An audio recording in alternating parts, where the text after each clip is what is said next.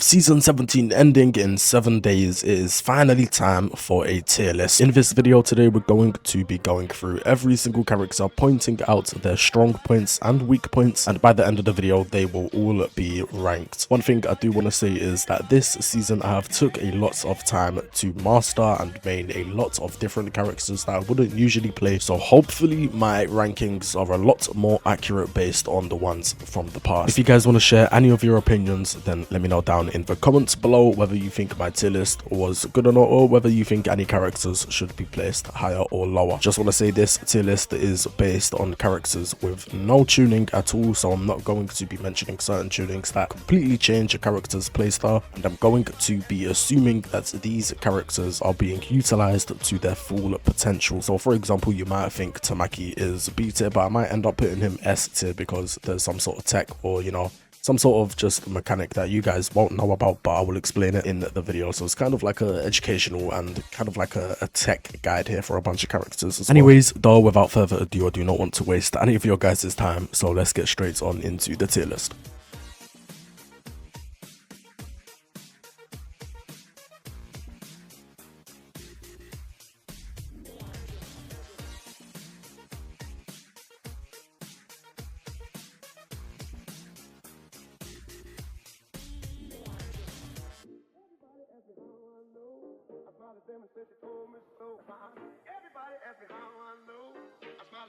Okay, so for my tier list, the tiers I'm using is S tier, A+, A, B+, B, and kinda mid. We're gonna go in order here to shout out to whoever made this tier list for the season 17 of Ultra Rumble. But anyways, yeah, starting off here with Assault Deku. In my opinion, he kinda did dip in the seasons beforehand, but he has come back to a strong place. I would honestly place him, or kinda laggy there, I would honestly place him in A+ tier. Really good alpha damage. He's got 2 betas now alongside the 2 gammas as well, so he has really good movement. And they also changed the inertia. After using your beta and gamma, you do move a tiny bit more forward now, and I ain't saying that is a recent change, that is just some of the changes over the last few seasons. For Strike Deku, kind of underused. Now he is still really good in my opinion. The alpha damage is amazing if you're not aiming in. The beta, however, is kind of just not used now, especially since it got changed to where you don't move forward anymore while falling downwards. You literally fall straight down now. But one thing I do like is that if you do fall for a really long time, your beta becomes really big and the damage is insane. But again, I just feel like that's something not a lot of people really know about. I have tried making videos on his like new beta changes in the past, but it didn't really do too well, so maybe I might need to make another one. Anyways, though, in the intro, as you should remember, these characters are being played to their full potential in this tier list, so I will be placing him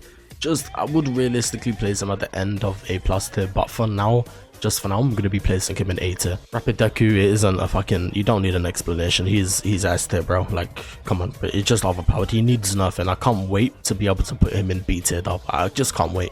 You know what, actually, fuck you, Deku, bro. I'm just gonna put you down there for now. I'll put you at the top at the end. Anyways, though, moving on into Strike Bakugo. Again, a very strong character here if played properly. Like, his gammas are insanely strong, just kind of overpowered at this point. It does like 260, 270 if you get all of the ticks into. But yeah, alpha damage really good. He did get a special action nerf recently, which is I don't think it's really even affected him, especially if you're running special action reload, which most people do on Bakugo anyway. So yeah, I wouldn't really place him in any of these low tiers. I want to put him in the same tier as Deku, as Assault Deku, but I kind of feel bad for Strike Deku already. I kind of feel like I need to put him up there.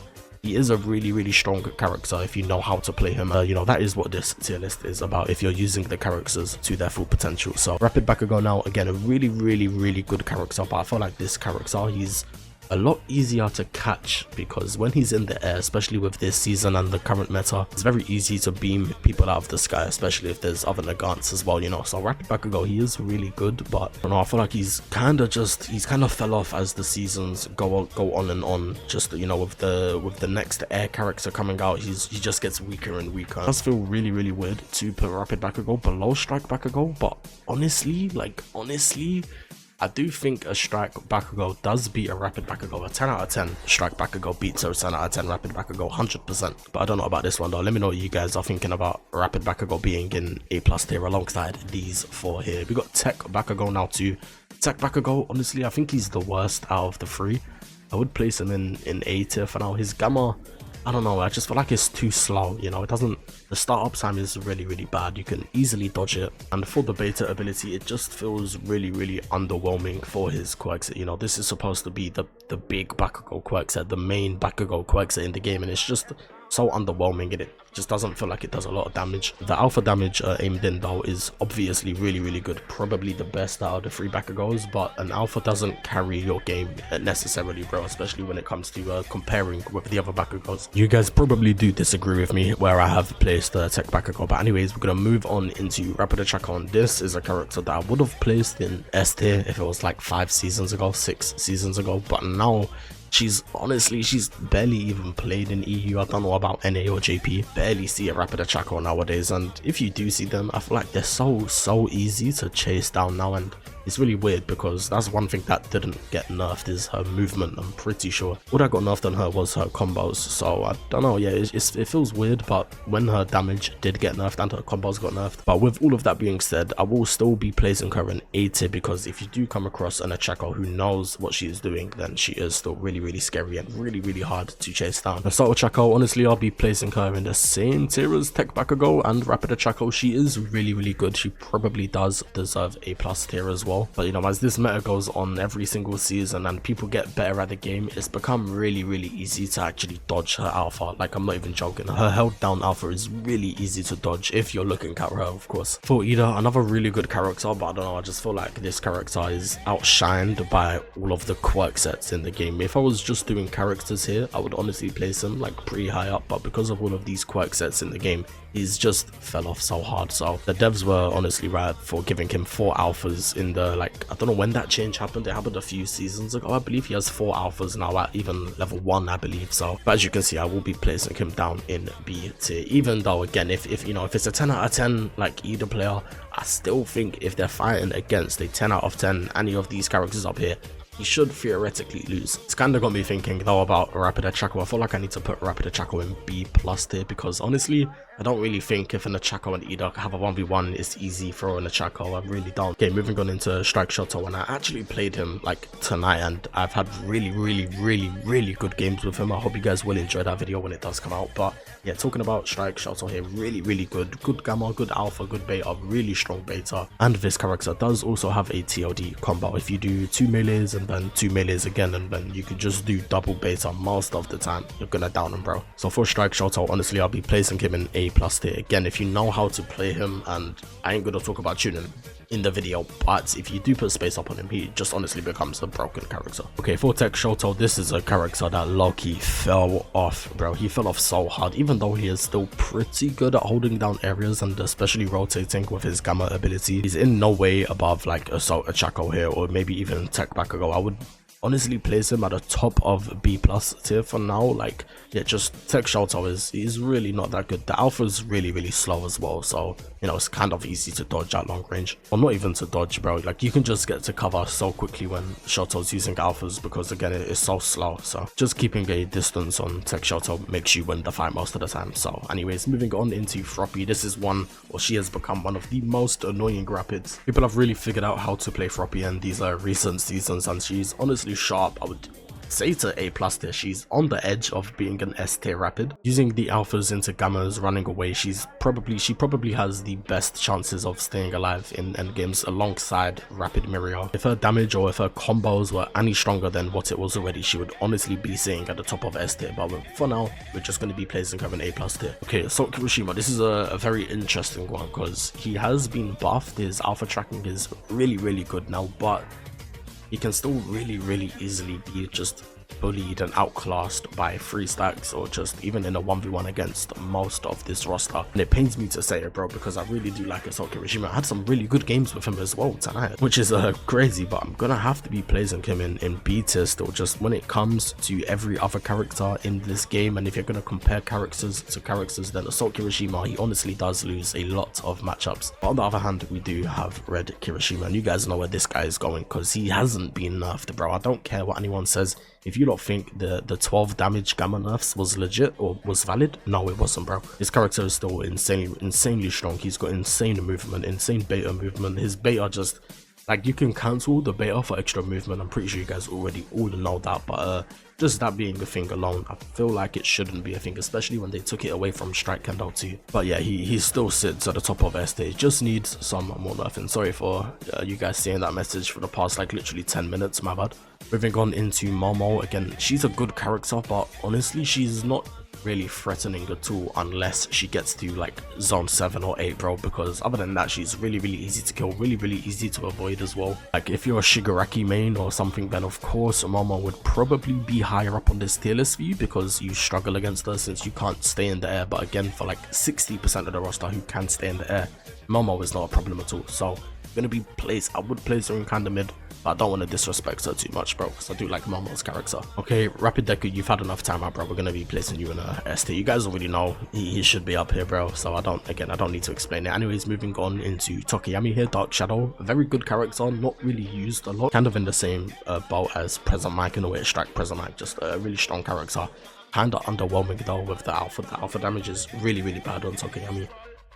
And for someone who should main him and, you know, be a top 1 Tokoyami player, I don't do it. I just don't really like playing him in this game. I don't think he's that good. I really do hope he does get a quirk set soon, though. Maybe like a Ragnarok quirk set. I feel like that'd be really cool. For Tokoyami, we will be placing him probably top of B+ or the bottom of A tier. I'm gonna leave him in the bottom of A tier for now. Moving on into Strike Denki. Now this is a very strong character, but again, same situation as Present Mic, just not a lot of people play the guy. His gamma into alphas can honestly leave you on 1 HP, and that already says enough to be placing him in A+ tier. Tech Denki now a really good character, but he does struggle in games because most of the time when people do see him, they will focus him because they know if they leave him alive, he's gonna end up killing everyone with the aimed in alphas. So yeah, Denki's in kind of a weird spot. I would honestly say Strike Denki is better than Tech Denki. I know a lot of people ain't gonna like that, but it's honestly true, bro. And even if we do have a 10 out of 10 Tech Denki player here, like honestly, I still think a Strike Denki does beat a Tech Denki. Okay, moving on into Monoma. This character, he got a change like I think 5 seasons ago, or maybe even 4 seasons ago. I honestly don't remember, but the change was when he uses other people's quirks, it only does 80% damage now. His special action usage also got nerfed. He can only use it 2 times, meaning he can like switch quirks back and forward 2 times. But you know, if you know what you're doing and if you know what quirks work with each other, then Monoma is a very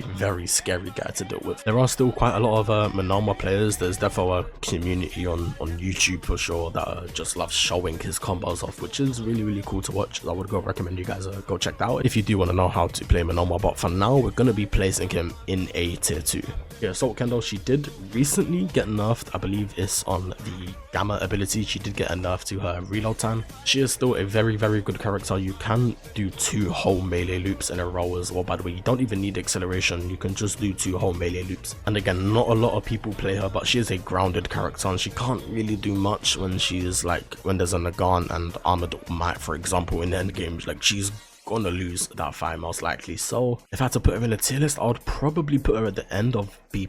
Again, she's still really good if you know how to play her. So Strike Kendo, who got buffs recently, and I've just finished my little session on mhur playing with Strike Kendo, and oh my fucking days, she's back, bro. She's honestly back. Her combos are so good, her speed is insane, and she still outputs a really good amount of damage. Honestly, most people are probably like sleeping on her. I would place her in A tier for now, maybe even the top of A tier. I'm gonna put her behind Monoma. Actually, I feel like that's a better placement. But yeah, Kendo, she's really good. Her bait is very good for like scaring away team or other teams. Sorry, she can like clear areas by just holding down beta. Moving on into Uraraka, a pretty boring character that no one plays, but when people do play her and when people know how to play her, she is one of the most scariest characters in this game. Very good alpha damage. You can chain the alpha damage to the aimed in version. You can hit them 3 times before they recover, which is really good. If you're using XO, it's really easy. Yeah, I would place her in a high tier, but honestly, she still does kind of lose to like fast aerial characters, and I'm talking like Negeres, Armored Mights, and Nagants. Again, Nagant, just honestly,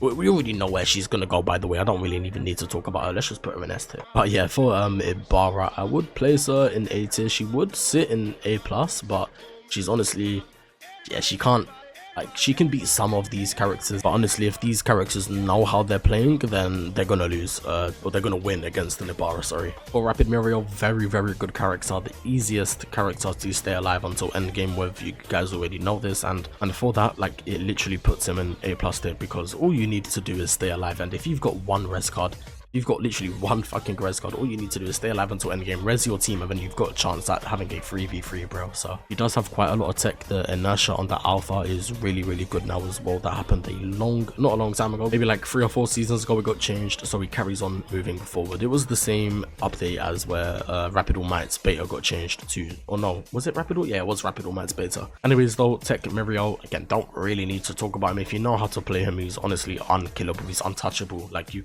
can't get a shot off on him, because if he's not running away permeating, he's using his gamma and countering, bro. You won't beat him if the player knows how to play Tech Mirio. So yeah, you guys probably understand that though, for him being in S tier. For Tamaki now, again, he is a very good character. If you know how to play him, he can hold his weight in like ace rank. He can hold his weight in ace rank games. So honestly, I could place him in A+ tier. Again, if you know how to play him. Most of the time Tamaki uses his gamma to just you know, finish off opponents, but it does have a really good long range. The beta is really good too for survivability, as of course you go invisible after using it too if you hit somebody. Okay, for Tech Nejiri, a really good character, and she got buffed recently too on the beta, I believe. But again, like, if you know how to play her, like, I would say A tier, top of A tier. She could be sitting in A+ tier, but I feel like she does need a little bit more damage. And again, if she comes up against any of these characters above, most of the time, if they do want to beam her down, they can out of the sky. Support Nejiri, one of the best like teammates to have on your team. She just can instantly heal you up and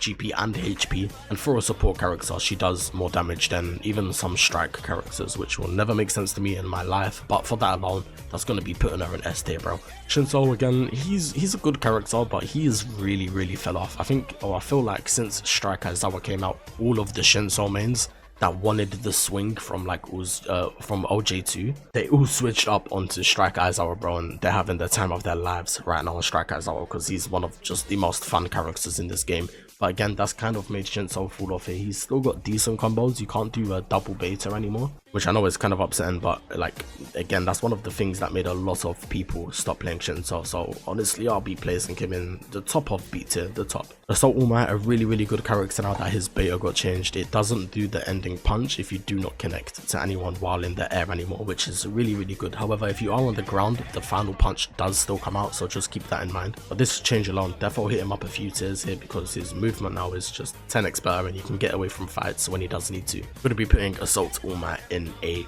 tier for now. And for Rapid Might, which is kind of funny because Rapid Might is supposed to be better than Assault All Might, but this season and these last few seasons, Assault All Might has been so much better. You know, the gamma ability though is still really strong for Rapid Might. You're most of the time, like 9 times out of 10, you're breaking shields with the gamma, especially in endgame, because they aren't going to be full shield ever. But again, with Assault All Might just being so much better now, I don't really think Rapid Might deserves to sit in A+ tier. I would say he sits in probably A tier, above Ibarra.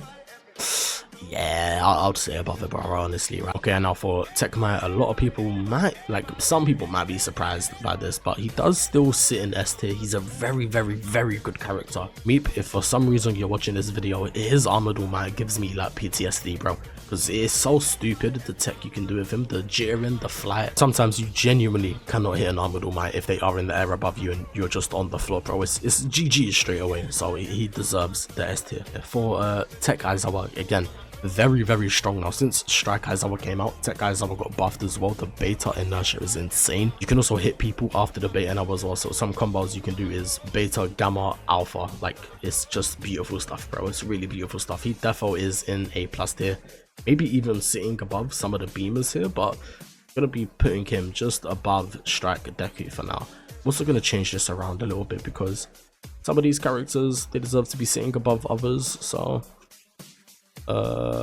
yeah, I think that's nice for now. Anyways though, Strike Aizawa S tier, and the reason why I'm putting him in S tier, he might not do a lot of damage, but if you know how to rotate his utility, then he becomes just, again, untouchable, bro. You can't grab him or catch him with the beta swings. Gamma as well, you can do some really nice beta into gamma movement. If you cancel it just like a second early, you go upwards as well for some reason, which is really cool. I might make a short on it so you guys can see what I'm talking about there. But for present Mike now, again, character, one of the most slept on characters in mhur, bro. This character's damage is just mental. Definitely deserves to be an A+ tier. And you know, for those people who don't play present Mac, I just genuinely encourage you to go and try him out. He is very strong. Held betas as well with your special action is one of the most fun abilities to use in this game.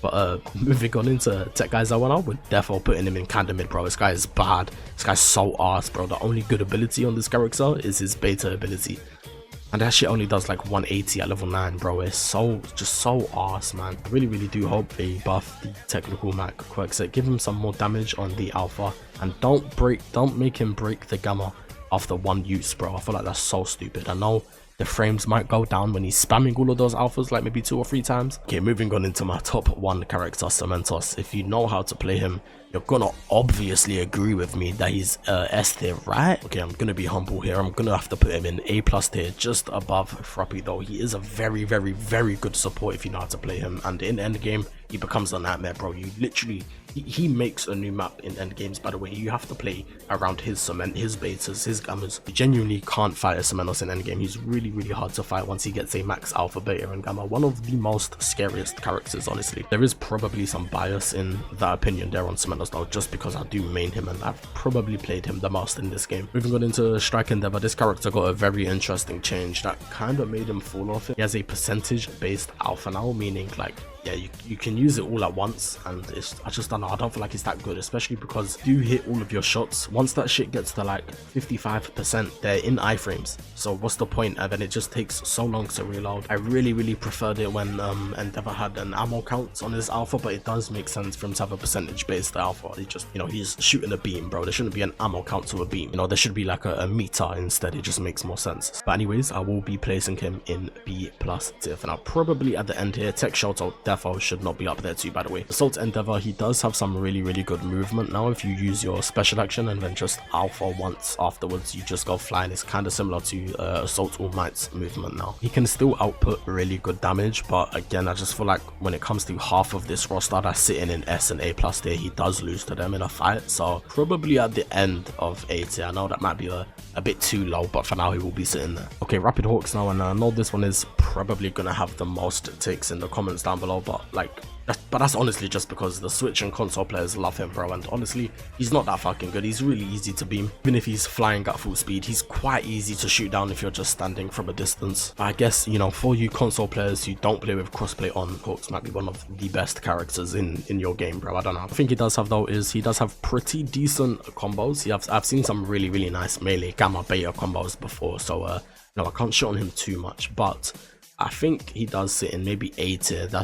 And that's me respecting him right now. I'm respecting him with this placement. Strike Hawks, on the other hand, though, he is a lot better than Rapid Hawks in my opinion. His combos you can't get out of. Like, it's hard to recover out of his betas and gammas because it just gives him so much time to like do them, because it leaves you in iframes basically forever, bro. Can't lie, I heard someone say on a video recently that Strike Hawks is the only character to have his abilities changed at level 7, but that's not true, by the way. There's characters in this game still like Shigaraki and Mr. Compress that whose abilities change at level 7, and if you want to be techie, every single percentage based ability changes at level 7 too, because it gives them a different ammo count. But you know, anyways, Strike Hawks probably the same place as Rapid Hawks, same tier, but maybe at the top, because he could sit in A+ tier. He probably does sit in A+ tier, but just for now, I'll be keeping him in A tier. Mirio is an interesting one, and I know a lot of people ain't gonna like this, because when she first came out, she had all of these insane combos, and yes, they were really good. Very hard to figure out how to fight against the two. But now that people know how to fight against her, she's honestly not hard to fight, bro. Like, she's kinda shit. Doesn't mean she sits in B tier though, or even B+ tier. I'd still say she sits in A tier, because again, if the person knows how to play her, she's very good at pressuring people still. Okay, moving on into Star and Stripes, and I recently saw some cool tech with Stars where she can shoot her alpha a lot faster than normal. She can do like a double shot. I think it's if you sprint and jump while doing alphas, you can get an extra shot off or something like that. It's really cool. But anyways, yeah, she's not really played that much, and her gamma, she does have a good gamma, but it only hits one person, which is kind of arse in my opinion, because I feel like all of these new characters, they get insane AoE abilities, and then here we go with stars having, you know, a single attack. But you know, when you pair the alpha and beta together, those two just go so well with each other. The more people you grab with the beta, the more alpha damage you do, and it's such a cool mechanic for stars. It's such a cool mechanic for stars, but it doesn't really help her too much. It's kind of easy to just dodge when you're inside of the beta, and it's kind of just easy to dodge when you're inside of the beta. They should have made it so it's harder to dodge, but again, if you know how to play stars, you wouldn't make your beta touch any surface. You would make the beta stay in the air so they can't roll out of it. But anyways, for stars, I think she does deserve an A tier, maybe at the bottom of A tier for now. Let me just move Miracle up a little bit too. There we go. Now Lady, a character I did pick up myself this season. A very, very good character. She's got insane combos. She does have good damage too. She used to be better though. She used to be a fucking demon, bro. She used to be so scary. I think she used to have 4 betas and 3 gammas, I believe. She used to have so much ammo. And if a Mount Lady player does manage to get to endgame, she does kind of become the biggest threat if she is using her special action. So again, that's all it really takes for a Mount Lady player to, you know, win a game, bro. So she does definitely sit in A+ tier for me. Okay, Strike Shiki, a very good character, very, very good beta for endgame. You know, there is literally die-hard Shiki players that will only use beta in endgames, bro, because they know betas can literally win them games. However though, if you do manage to catch or if you do get caught as a Strike Shiki in zone 1, 2, 3 or 4, you're most likely gonna lose the fight, bro. And that's really Shiki's playstyle, is just mostly running around, getting chip damage and just hiding until endgame to become the like biggest threat and, you know, the center of attention. But you know, for that I could probably place him in A tier, but I'm gonna leave him at the top of B+ for now. Assault Shiki, again, he's really good. He's got good stuns, but he only works well with a team in a way if you know how to get the stuns off. Good area damage though with the alpha. Is he better than Strike Shiki? In my opinion, he's not better than Strike Shiki, but some people might disagree with me there. So and I can understand why some people would disagree with me. So I'm gonna place them together in B+ tier. But moving on into Tech Shiki and another character, I just don't really need to talk about him, bro. We all know he's S tier. If you know how to play him, he is impossible to kill. Like, you can just run around healing up, using betas, using alphas to recharge his shit. And yeah, you know, special into alpha alone is just a broken combo for Tech Shiki. So he definitely sits in S tier for me. AFL though, who recently got nerfed, and I know a lot of people are saying like AFL fell off now because his HP got nerfed, but I don't feel like a 50 HP nerf. Yes, it is drastic. It is a lot of HP, but his damage output is still the same. So if you're winning fights and you're being the aggressor in fights, the 50 HP change doesn't really fucking matter, bro. And with a good quirk like Rapid Mirio or Compress that would let him get away from fights whenever he wants to, this character is still in A+ tier in my opinion. And I would even say he sits above Assault or Might as well, bro. He's such a good character. Just I feel like a lot of people get scared when they see HP changes. Strike AFL on the other hand though, I would definitely say he's better than Tech AFL. Definitely better than some of these characters here too, if you know how to play him. Again, his alpha is kind of underwhelming, but the gamma is just way too broken, especially for early game, because you don't really need levels for it to do the gamma into beta and alpha, bro. Like, it is such a stupid combo, and that shit does like 200 damage at level 1. So yeah, definitely A+ tier for me. Young AFL on the other hand though, a character who got recently nerfed, and now you just don't see him in your games, bro. You barely see Young AFL anymore, and honestly, like, I ain't mad at that, bro. I am not mad at not seeing Young AFLs in my games. It feels so good to not see this cunt in my game anymore. However though, his damage is still really, really good. His gamma is good, his beta is good. You can still do the flying tech as well, which I said you couldn't, which my bad for that, by the way. I thought you couldn't do it anymore. That's what it said in the patch notes, but yeah, I just ended up reading it wrong. Anyways though, yeah, Young AFL would probably sit in A tier still. Like, I would honestly put him in A tier. He's still a good character. He's got good armor on the gamma as well. Like, a lot of damage gets taken off him. You know, you can use the gamma like quite comfortably still as well in this season. Even if you're getting shot, it's barely doing any damage to you. So yeah, he definitely sits in A tier for me. Purple Dabi, now a character I'm really happy to talk about, bro, because this character in every single tier list video I've done, he sits in bottom tier. Like, he just sits in the bottom tier, bro. And what's really cool about this is he's gonna sit in the same tier again for this video, because even though he has like armor on his gamma now and his beta is pretty decent, he's still arse until endgame. He's only good until endgame.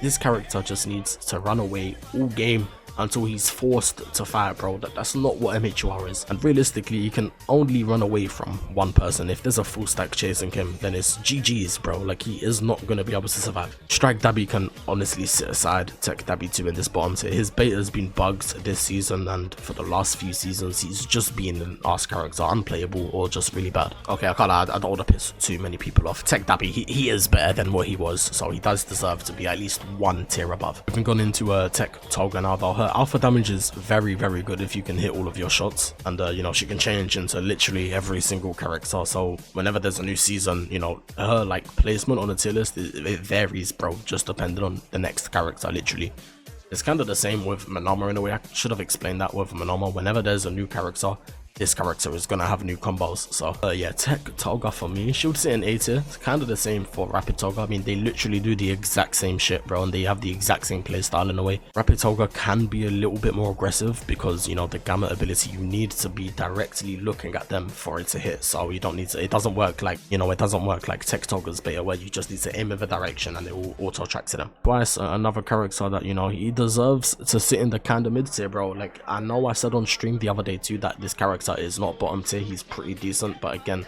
that's only if you can hit the alpha shots, and even if you can hit the alpha shots, that does not save you from getting chased by a 3-stack. Any character that has a, you know, distance, long range distance, usually shits on a Twice because he can't do nothing back to them. He can't beta nor gamma them. He can only rely on his alpha. To compress, a very good character, kind of not used anymore though, in my opinion. He's not really played at all, but when he does get played, if you know how to play him, very hard to chase down, and the alpha damage is still broken. However though, with Strike Aizawa coming out, I would low-key say that kind of took a hit to compress, because even if he gammas up now, like, Aizawa can just swing up there and gamma him and or track him in the air, stun him mid-air, and you know, it's usually GG's for the compress then. Yeah, for Mr. Compress, I think I'll be placing him in maybe top of A tier, maybe not, somewhere, maybe like 5th or 4th in, yeah, I'd say 4th in A tier. That's a pretty decent spot. Kurogiri, one of the better supports in my opinion. If you know how to play him, he can definitely rage bait you, bro. He can send you into storm miles away from the circle and you know you're dead. You just have to give up. And you know, when that shit happens, bro, yeah, again, it's just so rage baiting. I hate it so much. So yeah, for Kurogiri, I'll definitely place him in A+ tier if you know how to play him. For both overhauls now as well, definitely say Assault is better than Support Overhaul. Support Overhaul doesn't have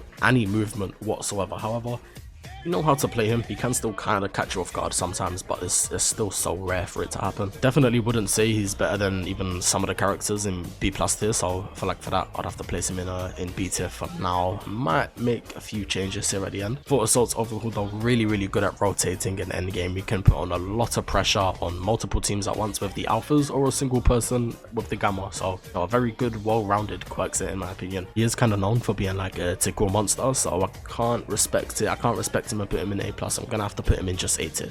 And after looking at my tier list, let's see if I should make any changes here. I feel like S tier is defo very accurate. I don't think a single person is gonna disagree with me on S tier. For A+ tier, I feel like the only disagreements are gonna be that, you know, more people want some of these characters in A+ tier, or maybe even some of these in A tier. But anyways though, let me know what you guys are thinking of this official final season 17 Taz tier list, bro. I hope you guys enjoyed the video and have a good rest of the day wherever you are. It's been Taz, and I'll catch you lot in the next one. Goodbye.